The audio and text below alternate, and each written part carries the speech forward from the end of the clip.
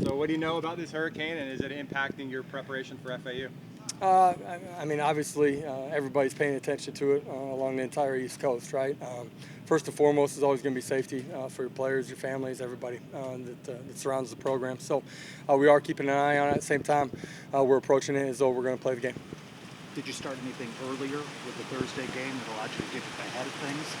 We did. We actually practiced today, just anticipating some bad weather later in the week.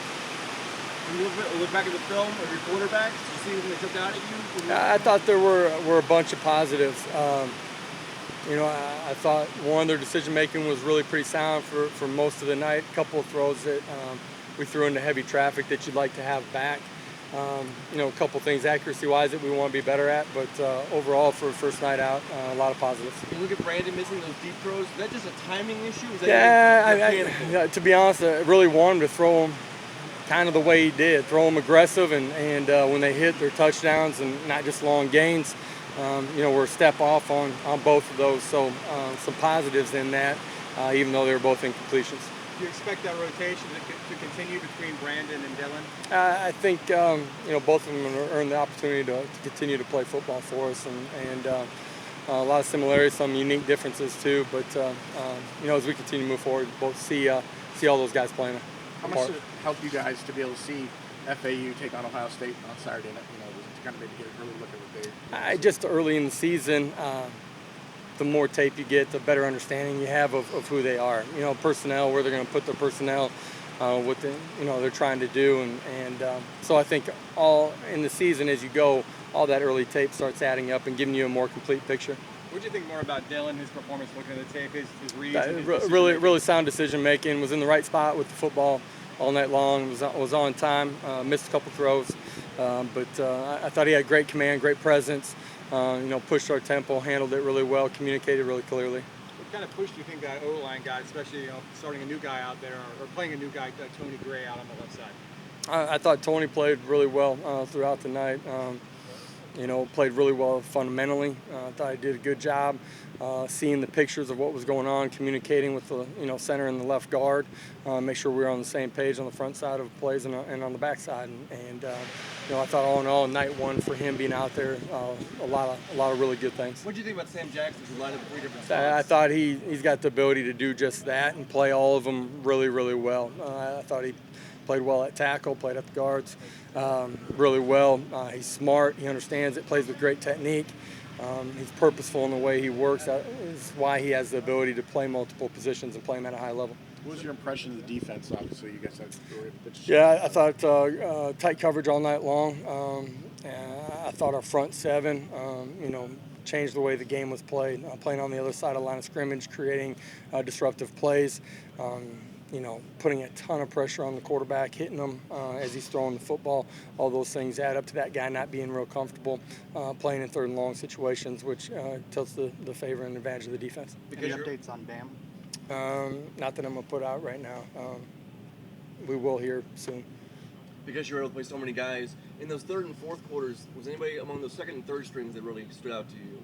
Any players? I think on our front seven, you look at the twos and guys that are listed as, even threes on the depth chart. I thought those guys played really well throughout the night.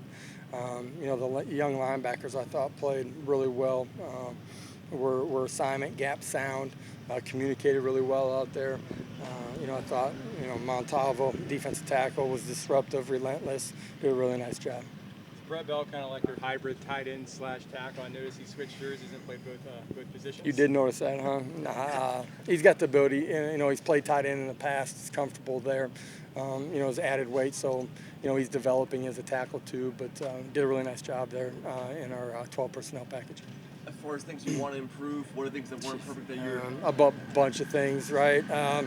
There's so many little things that as you continue to go through the season that are going to matter. They become more important, I guess, some of those minor things as you continue to play better talent. And, for us, it's, hat, hands, assignment sound, taking the right 6-inch steps, playing with better technique, all of those things. So, it's just week one, a million things we got to improve on. How much confidence is there in Tay Gowan and Zamari Maxwell knowing they're going to get more playing time? Yeah, I think our defensive players, but our entire football team, they've seen them, all spring ball, all training camp. Really confident in those guys, who they are as players, their consistency, the way they've played, made competitive plays. I think everybody's really confident in those guys. Josh, you guys have had weather adversity before, obviously. So a situation like this week when you may have to change things up, how does that help having maybe? Well, you push up your preparation a little bit, stay consistent in the things that you're doing up until the time that you can't. And so outside factors, outside noise, those are all things that we don't control what we can control. So approach it like we're going to be playing, get ourselves ready to play, and whatever happens later in the week will unfold, and we'll handle it when it happens. What do you expect to see from FAU?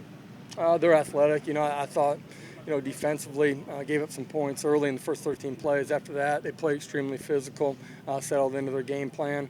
I thought they handled the run game from Ohio State, the second quarter on really well. Didn't give up big plays in the pass game. They're an experienced group on the back end. A lot of same guys we played from a year ago. Offensively, I thought the quarterback played really well. Second half of that ball game, got into a rhythm. Their offensive lines improved. They got the ability to run the football too and have balance. So, we got to handle that, and the special teams got to continue to improve and develop for us. Last season, obviously, you got affected by a hurricane, but it didn't really come to Orlando. Have you personally dealt with a hurricane in the past before? I have not had one come through while I've been living there. No. On your special teams, a lot of nerves early for them. You think they settle down after? I thought our specialists, first action, first kickoff, first punt, yes.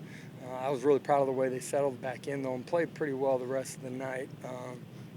Barsky hit a couple out the back of the end zone, which is good to see.